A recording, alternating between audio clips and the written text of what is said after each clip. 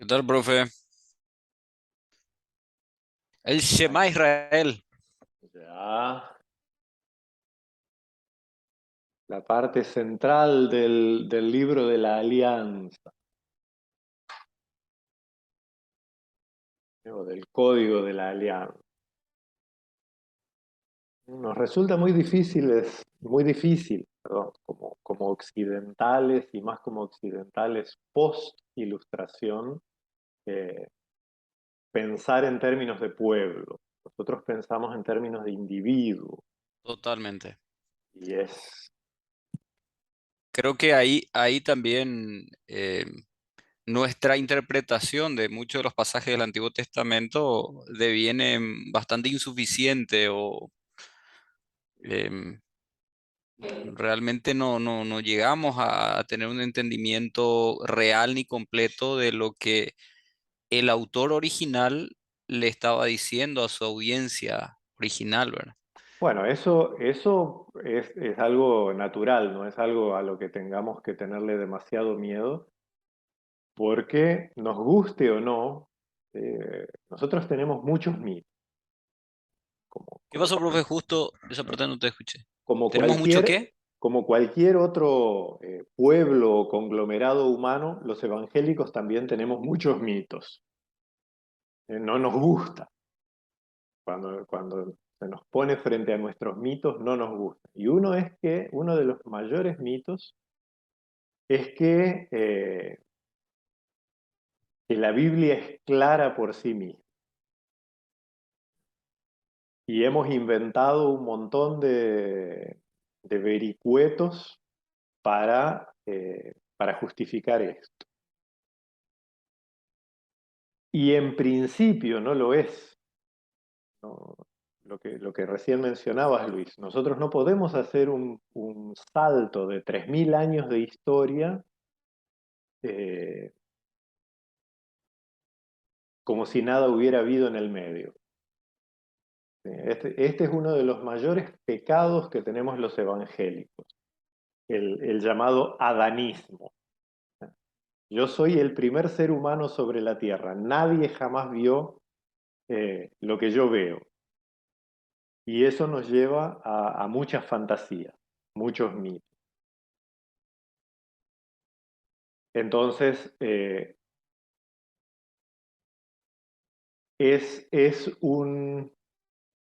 eh, esto de que nosotros tenemos un acceso directo a los textos de las Escrituras es un mito. Pero el mito contrario no es menos mito, de que mediante el estudio y la reflexión y la búsqueda histórica, de alguna manera podés llegar al propósito del autor ante su audiencia original. No, podés reconstruir alguna cosa por medio comparativo, pero algo que la historia tiene y que pocas veces percibimos es que la historia no es un estudio del pasado, A ver, ¿qué es? es una lectura de los hechos que nos trajeron al presente.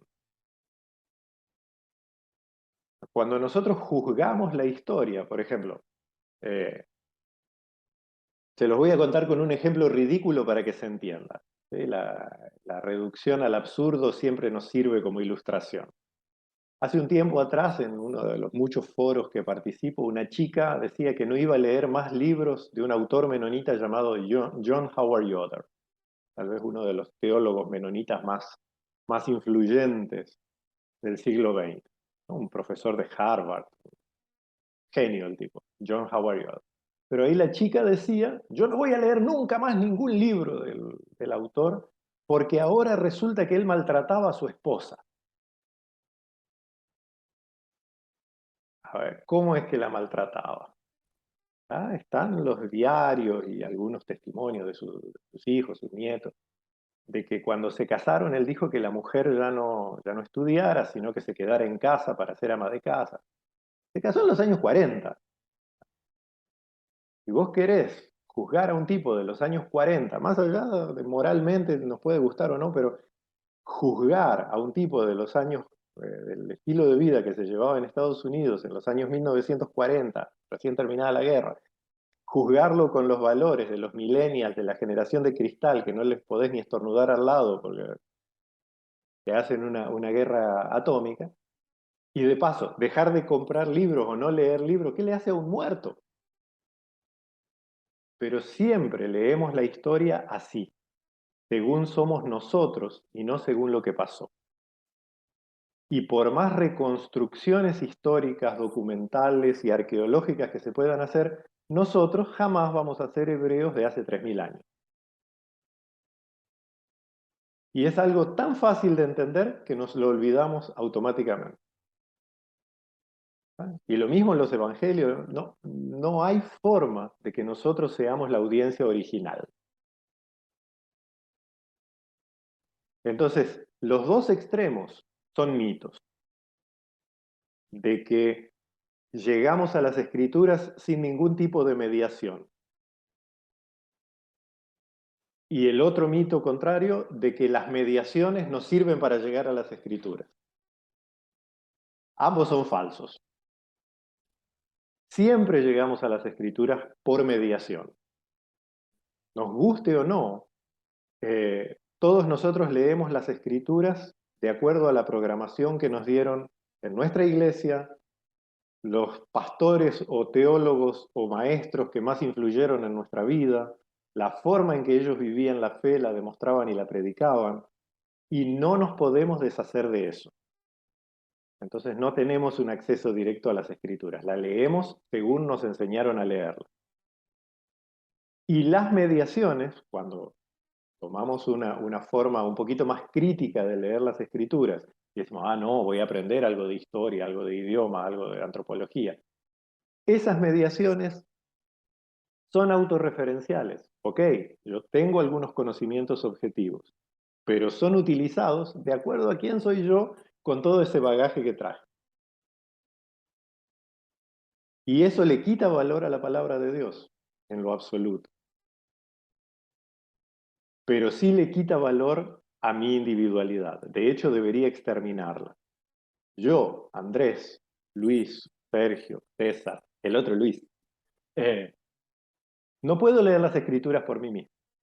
Necesito de la comunidad de fe, de toda la comunidad de fe, no solo los que me caen bien, los que me caen mal también, de cómo el pueblo de fe ha manejado la revelación desde que esa revelación se dio hasta hoy. Profe, y si toda la comunidad de fe tiene un concepto erróneo o una interpretación equivocada, Siempre va a haber ¿por qué? uno que le dijo que estaba equivocado. Siempre en algún lugar hubo alguien que le dijo, en esa le erraste, ¿Y cómo opera allí el Espíritu Santo, profe? llevándote Porque, a ver todo con concordia. Porque nuestra fantasía es filosófica. a ver, y vos te digo, yo sé que hay hermanos muy sinceros en todas las denominaciones, hay hermanos en las asambleas de Dios que son muy sinceros con su fe. No coincido en absoluto con muchas partes de su teología, pero son personas sinceras. Claro. Y ellos en su contexto comunitario interpretan en una forma ciertos pasajes de la Biblia. Tienen interpretaciones bastante raras, pero son Sí. hermanos realmente sinceros y yo no puedo negar de que tienen el Espíritu Santo. O sea, evidentemente son hermanos muy consagrados, de mucha oración, pero están con esas ideas raras. Y Todos tenemos ideas raras. Para ellos seguro que nosotros tenemos ideas raras también. sí, eso. Porque ahí hay un punto que a veces nos ofende. Y ahora el nos me incluye a mí, no de forma teórica. Hay una cosa que me descubro a mí mismo que me ofende terriblemente. Mi corazón fariseo. Que es que la sinceridad a los ojos de Dios no vale 3 moneditas. No, no es una cuestión de sinceridad, porque los hermanos son muy consagrados. sino de dependencia de Cristo. Eso es lo que nos hace hermanos o no hermanos, los que nos pone dentro del círculo o fuera. Entonces, digamos, mi relación con Dios está puesta en términos de dependencia de Cristo. ¿Y cuál es la dependencia de Cristo? Aquel que quiera ser mi discípulo, niéguese a sí mismo, a empezar. El que se afirma a sí mismo no es discípulo de Cristo. Tome su cruz, que no tiene nada que ver con... en la versión de Lucas ya se espiritualiza por la influencia de Pablo, ¿no? Tome su cruz cada día. Pero el texto más antiguo dice, tome su cruz. Esté dispuesto a confrontarse al mundo. Somos seguidores de un rebelde político, ¿no? Nos guste o no nos guste. ¿Sí? Somos seguidores de un guerrillero. Y, eh, y sígame, el seguimiento de Cristo tiene que ver con que yo no puedo deshacerme de mis valores, de mis ideas, de mi formación, de mi cultura. No puedo, porque seríamos ángeles tocando el arpa en una nube. Somos seres humanos reales, entonces no podemos despojarnos de nuestra humanidad. Pero lo que está diciendo Jesús es, todo eso no vale nada. Cuando nuestro centro de vida es el seguimiento de Cristo, entonces tener ideas raras o no tener ideas raras, eh, juzgar como más acertado o menos acertados ciertas prácticas o ciertas interpretaciones, deja de tener cualquier importancia.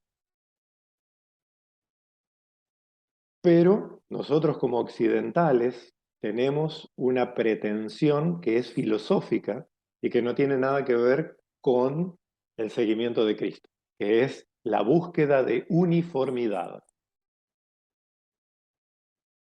Y eso en ningún lugar de la escritura está llamado a buscarse. Es una búsqueda que tenían los griegos, ¿no? Una, una verdad no encarnada. Pero bueno, llegamos, y con todo este panegírico, llegamos al de lo que se trata el Deuteronomio, a una verdad encarnada. ¿Sí? Esto aquí no es una declaración teológica. El famoso Shema Israel, Adonai Elohenu, Adonai Echad. No, no es una declaración teológica. No es una fórmula sobre la unicidad de Dios, sino una exhortación a una práctica, a un compromiso. Y de eso se trata el Deuteronomio. Un sermón que llama a un compromiso comunitario. ¿Eh? Famoso texto, Deuteronomio 6, 4 y 5. ¿Quién lo quiere leer?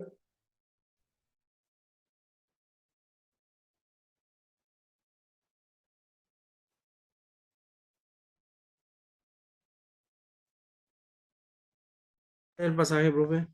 Deuteronomio 6, 4, 5. Vamos a leerlo en la Reina Valera o en esta que es, me parece horrible, la Biblia del pueblo de Dios, Dios me perdone, pero su traducción me parece patética. Sí, leo, profe. Por favor. Eh, Oye Israel, Jehová nuestro Dios, Jehová uno es, y amarás a Jehová tu Dios de todo tu corazón y de toda tu alma y con todas tus fuerzas. Amén. ¿Eh? ¿No? Palabras que Jesús después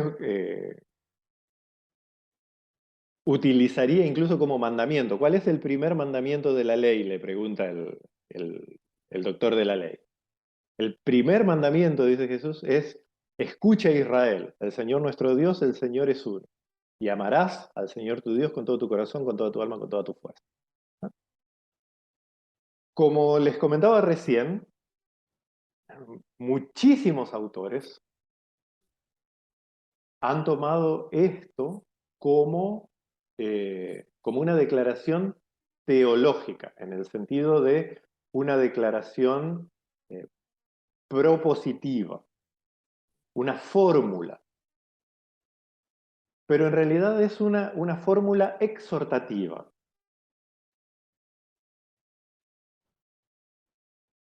No es, digamos, Dios es uno en los cielos. No, no. Dios es único, que sería la mejor traducción de este giro lingüístico que es Ejad, ¿no? Hashem Ejad. Tu nombre es el único. O el nombre es el único. El que existe es uno solo. Dios. Son varias traducciones. Este es un juego que tienen las lenguas semíticas, ¿no? Quizás, bueno, aquí no, pero, o quizás sí, pero quizás las grabaciones la ve algún hermano de, de tendencias acentuadamente calvinistas, especialmente los calvinistas insulares, o sea, los presbiterianos escoceses, suelen confesar que la escritura tiene una única lectura. Aparentemente esos escoceses no sabían hebreo, ni arameo, ni árabe, que son lenguas donde cada palabra, su raíz, va llevando a diversos significados. Los textos tienen múltiples niveles de lectura y múltiples lecturas alternativas. Y este es uno de esos textos. Entonces, la exhortación en el fondo es: no hay otro que exista por sí mismo que sea Dios. Por lo tanto, ¿a quién vas a escuchar? Y ese escuchar a Dios no es escucharlo como a un maestro, sino no es por autoridad, sino por amor.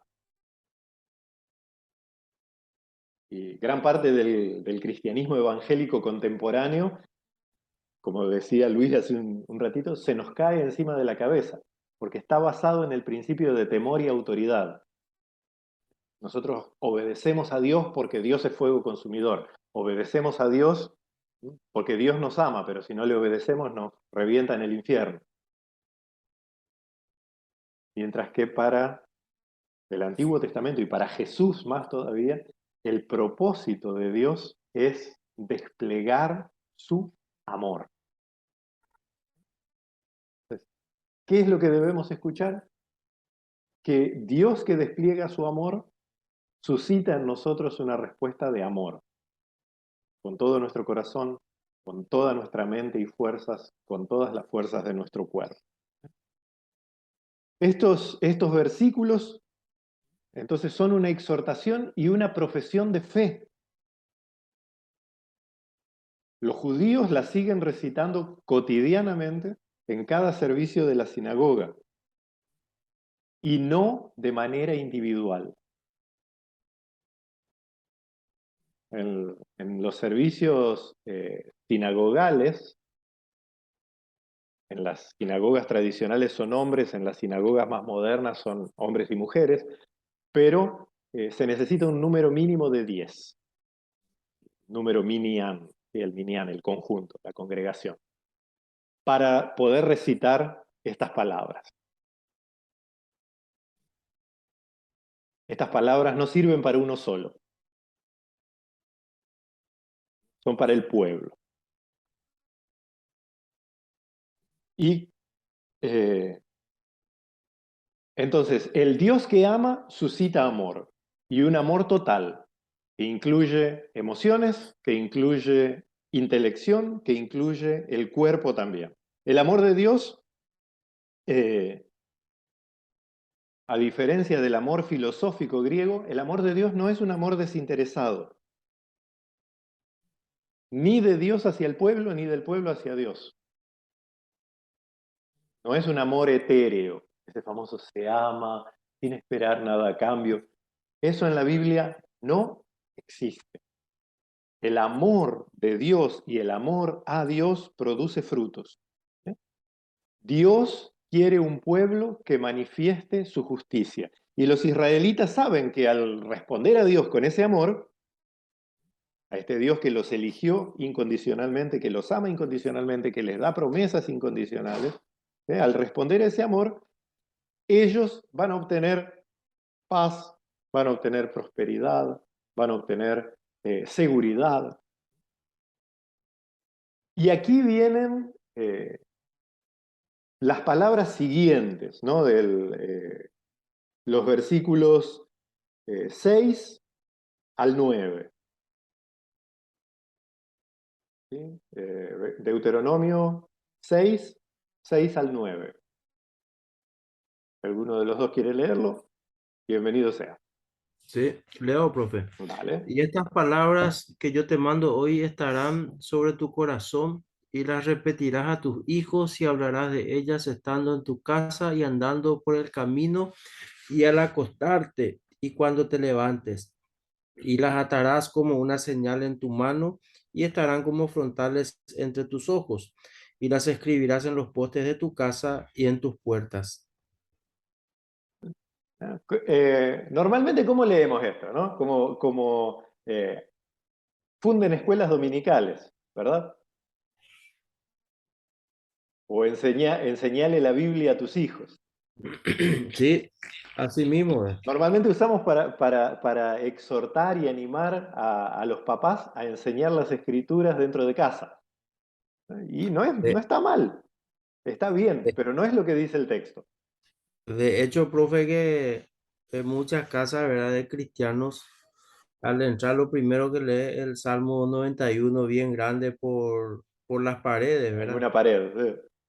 Pero el tema es a ver si está eso realmente en nuestro corazón o está allí en la pared nomás. Ese solo Dios puede responderlo. Pero con que esté en la pared, también es una cosa buena. Sabes que cuando la primera vez que yo fui al Chaco, invitado por la que hoy en día es mi esposa, pero mi novia, era la primera vez que yo entraba en casas de menonitas inmigrantes, de menonitas de cultura menonita, ¿no? Venidos de Rusia directamente. Y la interpretación tradicional bíblica menonita suele ser bastante legalista.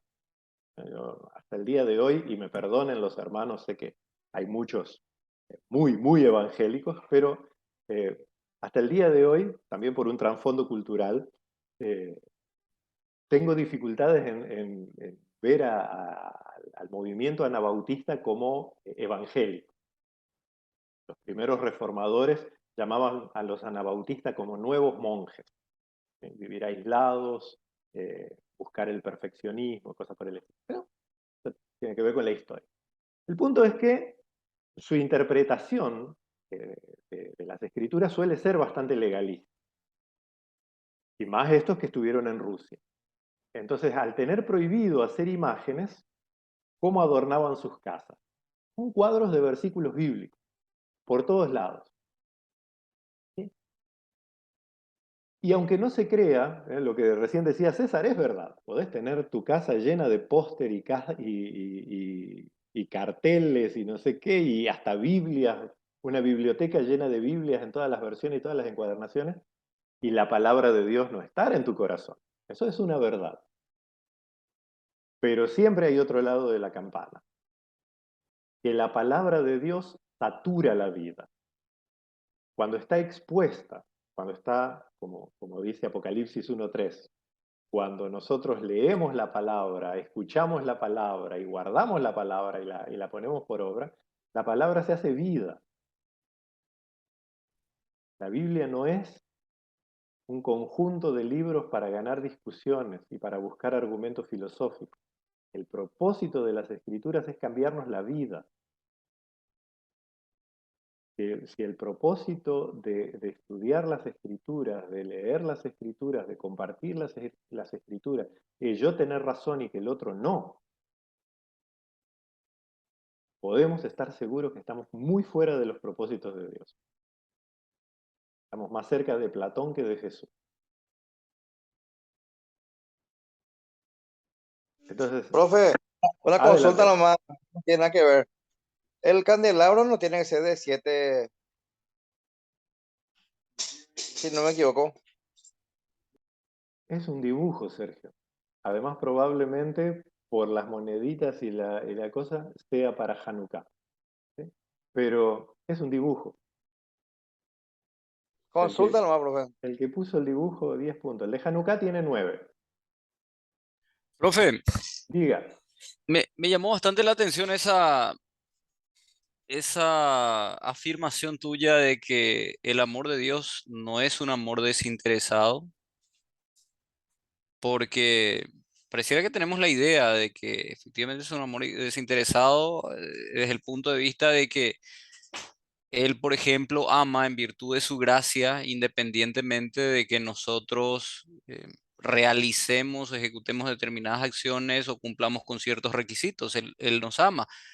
A, a Jacob amé, a Esaú aborrecí, y eso fue antes de que ellos, incluso cuando estaban todavía en el vientre de su madre. Eh, no estoy hablando de merecimientos, ok. sino de propósito. El amor de Dios no es para amarte nomás porque quiere amarte. Dios quiere transformar tu vida. Sí, pero eso es consecuencia, es una consecuencia, no es una causa. No, no, pero Él lo hace para. Eso es lo que estaba diciendo. Ah, ok. El amor No tiene es, un interés y no ese es en amor, el, no es en el vacío. ok. ¿Sí? O sea, No, su amor es interesado en el sentido de que el interés suyo es que cumplamos el propósito para lo cual y nos creó. el interés nuestro es recibir de Dios las promesas. Ese de yo amo a Dios sin condición. Es mentira. Eso no es cierto. Es una mentira grande como una casa. Y el que de verdad haga eso no ama al Dios vivo y verdadero. Profe, Porque convengamos en relacionarse que, con una persona viva y verdadera es para comunicarse y lograr algo. consulto esto sinceramente, Sí, profe. no, Se puede llegar a un nivel de un amor así tan desinteresado? Por eso, o sea, siempre, eh, por eso a mí me preocupa bastante cuál es la motivación detrás de de estudiar, de practicar disciplinas espirituales. Me levanto de madrugada, leo mi Biblia, eh, trato de meditar en las escrituras, pero siempre hay una motivación personal y egoísta de mi parte, yo reconozco. O sea, no hago eso por hacer nomás porque quiero agradar a Dios solamente. Y quizás me pregunte, pero ¿será que si no tuviese tantas bendiciones, las bendiciones que tengo de parte de Dios, seguiría con estas disciplinas? Y es algo que me trabaja y me perturba, reconozco. no te tiene que perturbar, hermano. Y esta va para todos, inclusive para los que van a ver por YouTube. No te tiene que perturbar. ¿Por qué? ¿Quién te hizo las promesas de esas bendiciones? Dios. ¿Quién te mandó a buscarlas? Y supongo que Él, ¿verdad? Él es el que Dios. pone en nuestro corazón la motivación. El problema, el que hace eso egoísta, es cuando digo, Dios me dio esas promesas a mí. Y eso es lo que Dios condena. Dios dio las promesas a la humanidad y Él quiere que yo le busque a Él para compartirlo con todos los demás. No importa si me gustan o no me gustan, no importa si hacen lo que yo quiero que haga o no hacen lo que yo quiero que haga. Cuando yo me encierro para decir, si este no responde a mi forma de ver a Dios, entonces Dios no le ama. Dios le ama, aunque a mí no me guste. Por supuesto que Dios le ama, por supuesto que Dios le perdona, por supuesto que Dios le llama. Ahí es donde está el problema, pero es claro que yo busco a Dios, es claro que, y yo quiero paz, yo quiero perdón, yo quiero reconciliación. Si no, Hace, ¿para po- qué? ¿Para qué voy a orar? ¿Para qué me voy a levantar a las 3 de la mañana? ¿Estás loco? Voy a seguir hace, po- durmiendo. ha- Hace poco escuché una charla, y hasta si se puede decir un poco sádica, ¿verdad? Que decía, y decía esta persona que desde los 13 años, bueno, ha entregado su vida a Cristo y ha vivido en la fe, ha permanecido, y que una de las cosas que más satisfacción le causaba era que cuando ella esta persona se iba para ministrar, porque era líder de alabanza en una iglesia, se iba para ministrar, era ver las condiciones en que venían jóvenes de su misma edad, quebrados, quebrantados, con problemas, y que ella estaba también. Eso le causaba satisfacción. Y me pareció muy sádica esa, y contarlo desde un púlpito medio, no Diría, sé si, vamos a citar al gran profeta contemporáneo Arjona. De mi barrio, Sí, la más religiosa era Doña Carlota. Hablaba de amor al prójimo y me pinchó 100 pelotas. eh, en Ceballos fue, vivía él. Seguramente. Pero el código de la alianza, entonces, no se trata de filosofía. ¿Sí? La filosofía es el gran enemigo de los cristianos. Desde el siglo V hasta el momento hemos perdido la prístina pureza. Y no solo los cristianos, los judíos han sufrido lo mismo, para transformarlo en pura filosofía, en tener respuestas de librito y pensar que con eso nosotros vamos al cielo y regocijándonos de lo que no dan las respuestas como nosotros se van al infierno. Dios se debe matar de risa de nosotros. Pero el propósito de esta exhortación, entonces, es una confesión de fe, es una exhortación, y es una exhortación a vivir en la práctica ese amor de Dios que me llama a responderle con amor. Entonces, qué es lo que exhorta? Primero, que queden grabadas en el corazón, para que los pensamientos, para que los sentimientos, ¿sí?, estén eh, moldeados por la palabra de Dios. ¿Sí? Enseñándoles a los hijos, y no en el sentido educativo o autoritativo, sino en el sentido de ejemplo. Viví esta exhortación. Y el famoso ponerlas sobre la frente y atarlas a tu mano. el tefilim. Se transformó en una idolatría cuando lo que realmente dice la palabra, inclusive los rabinos, uno puede leer el Talmud y la interpretación rabínica siempre fue esa, es que tu pensamiento esté lleno de la palabra de Dios y tu acción, que tus manos actúen de acuerdo a la palabra de Dios y no atarse un pedazo de cuero. Atarse un pedazo de cuero no transforma a nadie.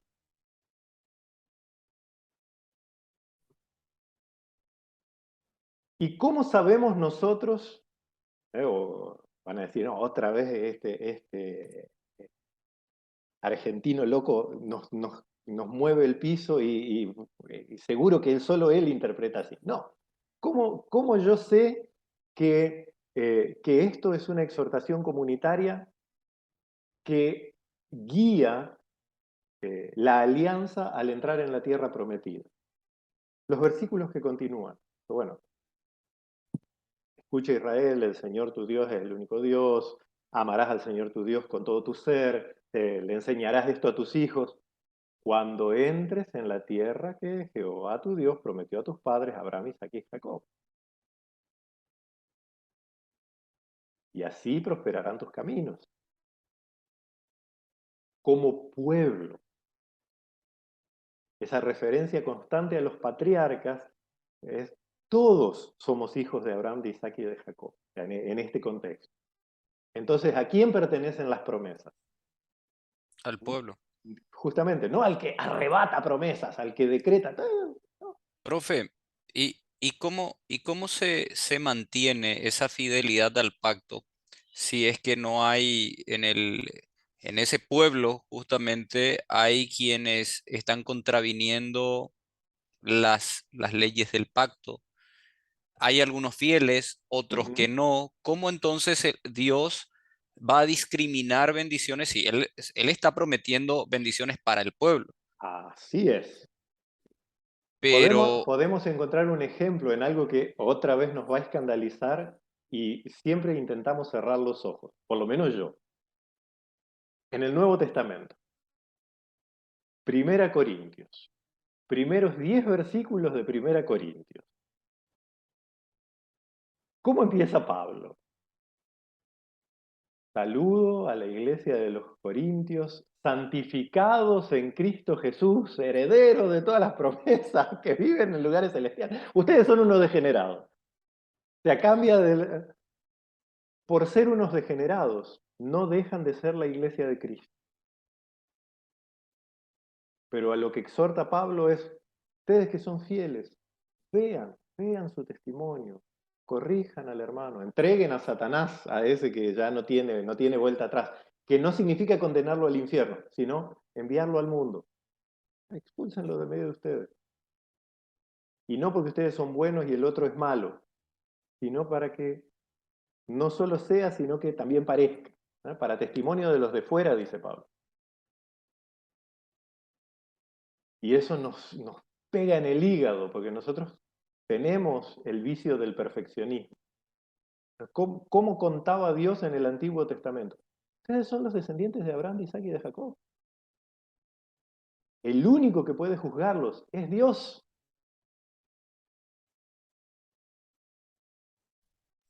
Pero vuelvo a nuestra manera filosófica de ver, y especialmente nuestra manera política de ver las Escrituras, que es utilizar las Escrituras, utilizar la religión y utilizar el poder espiritual para oprimir, mandar y controlar la vida de los demás. Y no es ese el mensaje de Jesús. Y no era ese tampoco el pacto de Israel. Y el pacto de Israel era que Israel fuese un testimonio de gente amada por Dios que manifestaba el amor de Dios. Dos páginas después, por lo menos en la Biblia, ya la embarraron. ¿Por qué? Porque igual que nosotros eran humanos. Profe, y en este rol en este rol corporativo y de interdependencia, hoy en día hablamos del cuerpo de Cristo, ¿verdad? Nosotros somos el pueblo, pero ¿cómo tratamos con, con gente que, bueno, no está siendo fiel al pacto? Porque también tenemos un pacto, el nuevo Sí, pacto. un nuevo pacto.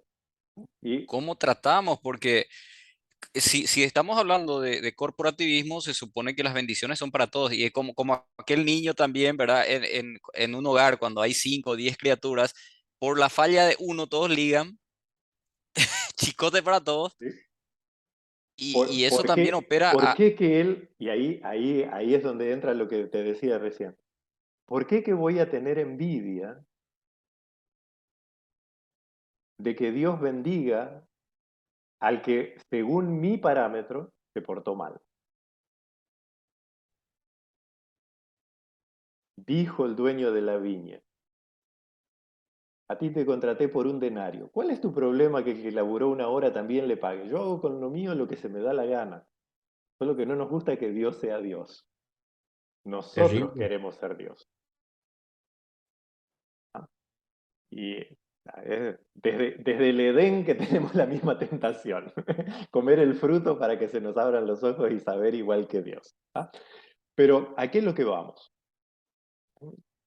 Eh, También en el pacto de Israel había, digamos, rechazo. Aquellos que cometían pecados que eran para muerte, se los apedreaba públicamente. No es que era todo pacífico. Obviamente en el nuevo pacto no estamos bajo esas restricciones, bajo esos mandamientos.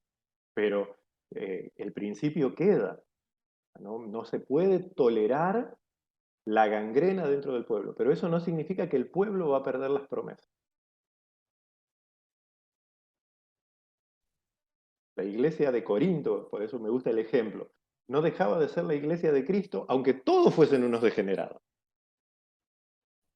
Bueno, se nos corta en unos segundos. Hoy por una razón familiar no voy a poder volver a conectarme. De hecho, ya estoy medio... acá atrás mío ya hay movimiento. Orá se- nomás por se- Luis, profe, para que seguís pueda por... tener entendimiento. Profe, Sergio puede seguir la clase. Seguimos el lunes le- que viene y por el grupo. Hoy de veras les pido disculpas. seguís por el Chaco, profe. No, ya estoy en Asunción. Ah, ya. Gracias a Dios ya Estoy en volviste a ser Trinidad. un ciudadano normal. Sí, que Dios les bendiga ricamente Una muy buena Amén. noche para ustedes. Cualquier Igual. consulta por el grupo, pero hoy no tenemos tercer